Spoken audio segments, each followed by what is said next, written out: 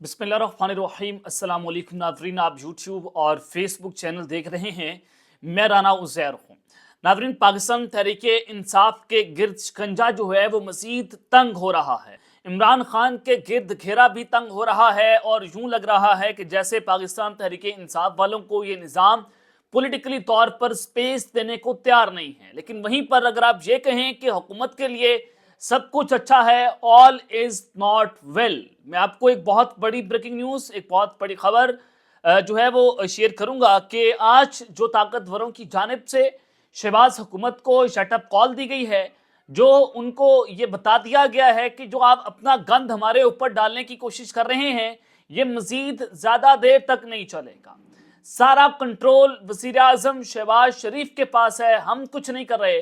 आज एक इतना बड़ा दावा, न सिर्फ दावा बल्कि अपनी तरफ से जो पोजीशन है वो ताकतवरों ने क्लियर कर दी है और हुकूमत के परखच्चे उड़ चुके हैं। बड़ी इंपॉर्टेंट डिटेल्स हैं, बड़ी आम खबर है, आपके सामने आज के इस व्लॉग में शेयर करनी है। और फिर दूसरी जानिब अपोजिशन इत्तेहाद जो कि आज जिन्होंने बड़ी सख्त तरीन तकारीर की, सहाफ़ियों ने, सिविल सोसाइटी, वकला, सियासतदान सब आज एक पेज पर थे आइन की बालादस्ती के लिए, जमहूरियत के लिए, रूल ऑफ लॉ के लिए। लेकिन असल जो पिक्चर है वो कल आएगी, असल झटका कल लगेगा। लेकिन हुकूमत जो है अपनी हरकतों से बाज नहीं आई। हुकूमत ने क्या कर दिया? हुकूमत ने एक बार फिर से हमला किया अपोजिशन इत्तेहाद के ऊपर। यह अहम तरीन तफसीलात आपके सामने रखनी है। हबीब अकरम बहुत सीनियर सहाफ़ी, दानिश्वर हैं, बड़े पाए के जर्नलिस्ट हैं, उनको जनाब ऑफ एयर कर दिया गया है। क्यों ऑफ एयर किया गया है, उसकी वजह क्या है? लेकिन हबीब अकरम के बाद 4 सहाफ़ी जो हैं वो निशाने पर आ गए हैं। वो कौन से 4 सहाफ़ी हैं जिनको अब ऑफ एयर किया जाएगा? इस हवाले से भी कुछ इंपॉर्टेंट डिटेल्स आपके सामने रखनी है। लेकिन आगे बढ़ने से पहले आप सबसे दरख्वास्त के चैनल को जरूर सब्सक्राइब कर लें, बेल आइकन को दबा दें। आने वाली तमाम तरह अपडेट्स आपकी खिदमत में बर वक्त पेश होती रहें। नाज़रीन, हबीब अकरम को आज ऑफ एयर किया गया और उनकी एक ट्वीट जो है वो जनाब सामने आई। उन्होंने कहा कि काशिफ अब्बासी के बाद सीनियर सहाफ़ी जो हैं वो भी अब टीवी स्क्रीन से ऑफ एयर हो गए हैं और कुछ नागुज़ीर और नागुफ्तनी वजूहात की बुनियाद पर मैं गैर मुअय्यना मुद्दत के लिए सुनो टीवी पर अपने प्रोग्राम से अलग रहूँगा। यानी कि कोई 1-2 हफ्ते का टाइम नहीं है। जो गैर मुअय्यना मुद्दत तक, जब तक बड़े नहीं चाहेंगे वो आपको अपने टीवी प्रोग्राम में जो है वो अब नज़र नहीं आएंगे। हबीब अकरम जो हैं वो अब लगातार जमहूरियत की बका के लिए आवाज़ उठा रहे थे, रूल ऑफ लॉ के लिए आवाज़ उठा रहे थे, जुल्म फस्तायत के खिलाफ आवाज़ उठा रहे थे, ह्यूमन राइट्स वायलेशंस हो रही हैं उसके खिलाफ आवाज़ उठा रहे थे। और 8 फरवरी के हवाले से जो इलेक्शन थे उसकी सर्वेज उन्होंने धड़ाधड़ किए। अब गुस्सा उतारा गया है कि उनको टीवी स्क्रीन से ऑफ एयर कर दिया गया है। अब मेरे ज़राए जो हैं वो ये बता रहे हैं कि ना सिर्फ हबीब अकरम, उससे पहले आपने देखा कि समीना पाशा ऑफ एयर हो गई, काशिफ अब्बासी साहब को ऑफ एयर कर दिया गया, वो जो पतन की रिपोर्ट पर उन्होंने अपना प्रोग्राम किया था। अब ज़राए बताते हैं कि अतर काज़मी, उनको भी ऑफ एयर किया जाएगा। पारस जंजेब, वो भी मुबैशिना तौर पर अगले चंद दिनों में आपको टीवी स्क्रीन पर नजर नहीं आएंगी। शदाद इकबाल जियो न्यूज़ पर अपना प्रोग्राम करते हैं, हामिद मीर साहब, इनको भी मुबैशिना तौर पर ऑफ एयर किया जा सकता है। ये 4 सहाफ़ी जो हैं वो भी जनाब निशाने पर आ चुके हैं। अब अगर आवाज़ बंद करने तक बातें चली गई हैं, अगर आप एक दूसरी तरफ का बयानिया सुनने की पोजीशन में मौजूद नहीं है और अगर आप पाबंदियां लगा रहे हैं, तो इसका मतलब यह है कि आपके पास अपना बयानिया बेचने के लिए नहीं है।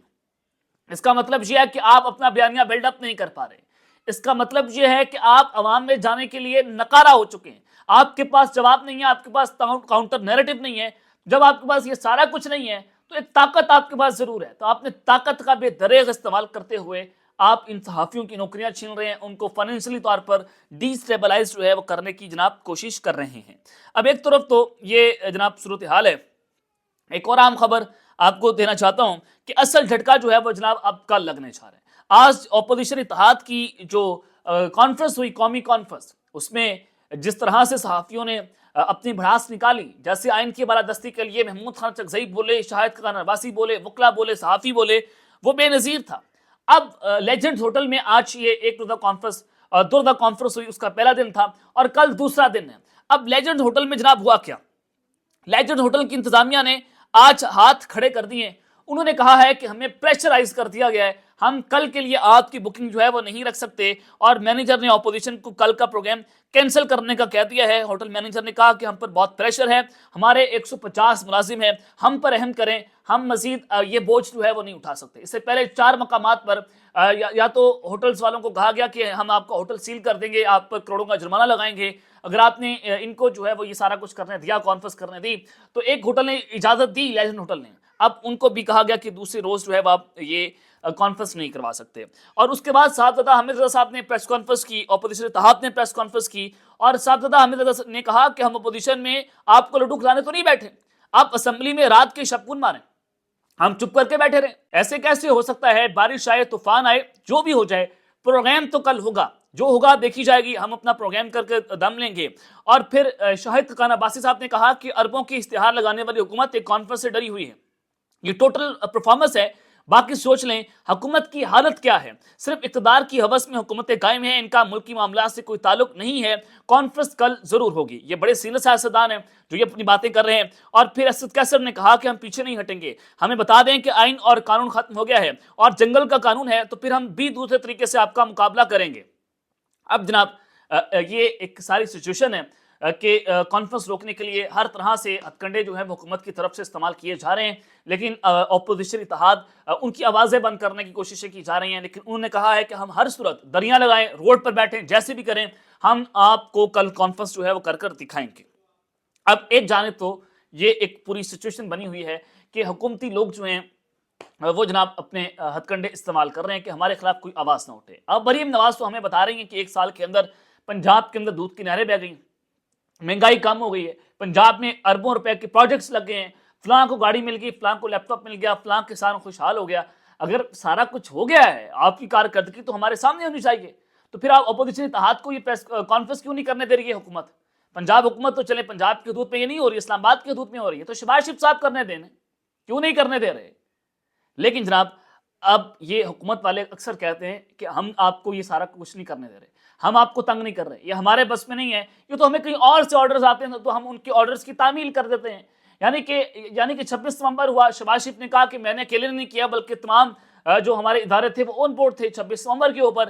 اور دوسرا یہ کہ اپنے گندے کپڑے اسٹیبلشمنٹ کے اوپر جھاڑنے کی کوشش کرتے ہیں، ایسا ہرگز نہیں ہے، سارے کام اسٹیبلشمنٹ نہیں کروا رہی، یعنی کہ حکومت تو چنے لینے بیٹھی ہے، حکومت والے اصل کام کروا رہے ہیں، جو کہ ایک آڑ میں ایک پردے کے اندر رہ کر وہ سارا ملبہ ان پر ڈال دیتے ہیں اور کہتے ہیں کہ جناب یہ سارا گندا کام ہم نہیں کر رہے بلکہ کوئی اور کر رہے ہیں۔ تو اس حوالے سے جناب جنرل ریٹائرڈ زاہد نمود صاحب انہوں نے بڑا ایک خوبصورت قسم کا انالیسس دیا، بڑا جنہوں نے جامع بات کی ہے، انہوں نے جو یہ خبر کہہ لیں آپ کچھ بھی کہہ لیں، انہوں نے کہا ہے کہ شہباز شریف اگر یہ تاثر دیتے ہیں کہ سارا کنٹرول آرمی چیف کے پاس ہے تو وہ اپنی پرفارمنس کا بوجھ ان پر ڈالنے کی کوشش کرتے ہیں۔ اب ان کی پرفارمنس تو زیرو ہے، اب جب زیرو پرفارمنس ہے تو وہ اپنا بوجھ وہاں پر ڈالنے کی کوشش کرتے ہیں۔ تو انہوں نے کہا کہ یہ تاثر درست نہیں ہے کہ فوج نے سارا کنٹرول حاصل کر لیا ہے، آج بھی سارے فیصلے شہباز شریف ہی کر رہے ہیں۔ یہ جناب اصل بات ہے کہ شہباز شریف چاہتے ہیں کہ یہ سارا ہم گند ادھر ڈال دیں، ہمیں کوئی بیانیہ بنانے کے لیے مل جائے۔ ظاہر ہے سیاستدان ہر وقت کسی نہ کسی بیانیے کی تلاش میں ہوتا ہے کہ وہ عوام کے اندر پذیرائی حاصل کر لے، وہ عوام میں مقبولیت حاصل کر لے، تو وہ اس کے لیے اینٹائی اسٹیبلشمنٹ بیانیے کی طرف جانے کی کوشش کرتے ہیں کیونکہ عوام میں وہ زیادہ مقبول ہو جاتا ہے، جیسے عمران خان کا بیانیہ مقبول ہو گیا ہے، تو لہٰذا یہ سارا کچھ وہ کرنے کی کوشش کرنا ہے۔ تو یہ پہلی شٹ اپ کال ہے شہباز شریف کو طاقتوروں کی طرف سے کہ جناب کنٹرول آپ کے پاس ہے، ہمارے پاس کچھ نہیں ہے۔ اور یہی بات علی امین گنڈاپور نے کی کہ ان کو آرمی چیف صاحب نے بتایا کہ 26 نومبر کو گولی ہم نے نہیں چلائی تھی، یہ حکومت سارا کچھ کر رہی ہے، ہمارا اس میں کوئی عمل دخل نہیں ہے، ہم جناب بارڈرز پر کھڑے ہیں، ہم وہ صورتحال کو دیکھ رہے ہیں۔ تو اب تک کے لیے اتنا ہی، اپنا خیال رکھیے گا اور اس لمحہ پہ لازمی حل رکھنے، اللہ نے کے بعد پاکستان زندہ باد۔